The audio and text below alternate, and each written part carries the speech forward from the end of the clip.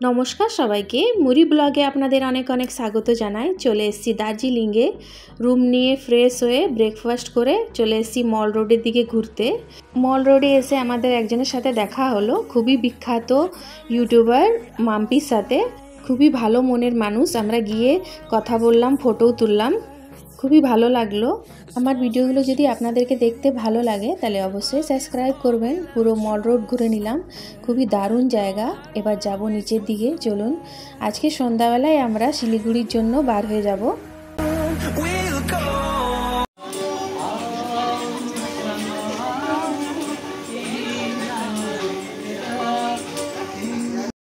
এনারা কত সুন্দর গান বাজাচ্ছেন, খুবই ভালো লাগলো। এবার চলে এসেছি দোকানের দিকে, কিছু কেনাকাটা করব। ঘুরতে এসে কেনাকাটা না করলে ঘোরার কি মজা বলুন।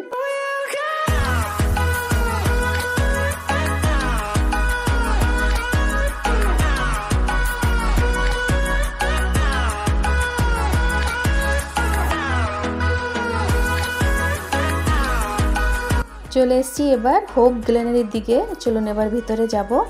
এই বেকারি 1885 সালে উদ্বোধন হয়েছিল। তখন থেকেই আমাদের যখন দেশ স্বাধীন হয়নি তার আগে থেকেই বেকারি আছে। এখানে খুব সুন্দর সুন্দর কেক, পেস্ট্রি আপনারা যা চায় নিয়ে খেতে পারেন। আমাদের দু মেয়ের যা পছন্দ সেরকম কিনে নিচ্ছে।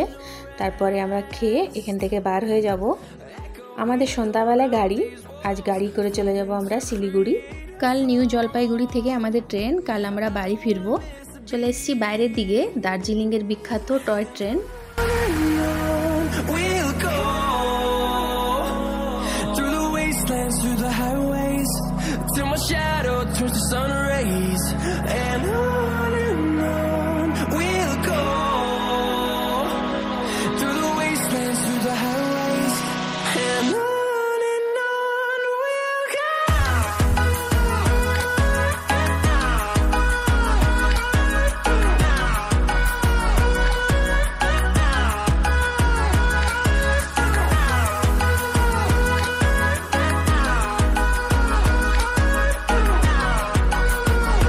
রাস্তার সাইডে দেখুন কি সুন্দর ফুল ফুটে আছে।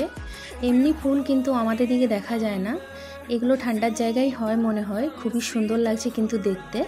ফুলটার কি নাম তাও আমি জানি না, কিন্তু দেখতে খুবই সুন্দর।